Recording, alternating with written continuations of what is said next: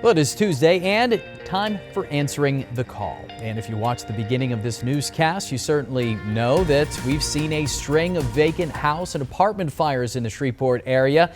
And the big question is, how can we crack down on these fires from even happening to begin with? Well, the Shreveport Police Department, they've begun arresting people found in these vacant properties.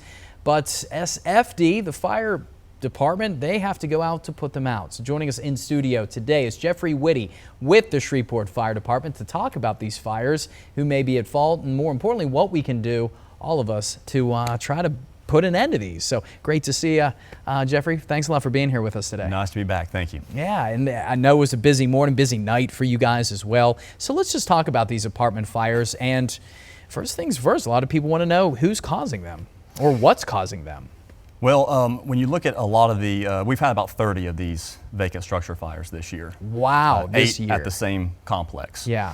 And so it's numerous, but a lot of these properties have one thing in common. There's no utility services, so no gas, no electric.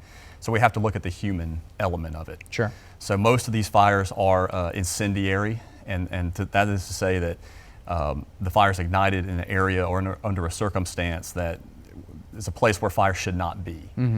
So what we're seeing is a lot of these individuals are igniting fires for warmth in the wintertime, to produce light at night, because a lot of these fires are happening at nighttime, and to also cook. Yeah. And they're in areas that are not really designed for fire. So in the middle of a living room, in a bathtub, you know, various parts of the houses and structures where they're not supposed to be. Yeah, and as you mentioned too, there are no utilities. How are you guys able to fight these fires with no, is there water hookup nearby? You guys able to get water to these fires? We've been fortunate. A lot of locations have a city water supply nearby on the street. Some of the complexes, as you know, have had the water turned off. And so we have to do additional longer hose lays to a public hydrant. Or we have a special water key that can turn the water on temporarily to a property to get water out of a private fire hydrant. Wow. Well, I just want to say you guys have done an incredible job making sure that these fires don't spread. But let's now talk about what can the public do to keep an eye on this property. Should they report people being there, tell them to leave themselves?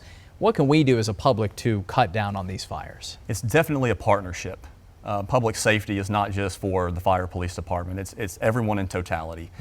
And so what the public can do is, instead of approaching individuals at these properties, which we do not suggest that they do, to observe and report. So observe individuals going in and out, get a good description of those individuals. What are they wearing? What times of the day are they entering and leaving? How are they getting there? Are they on foot? Is someone dropping them off?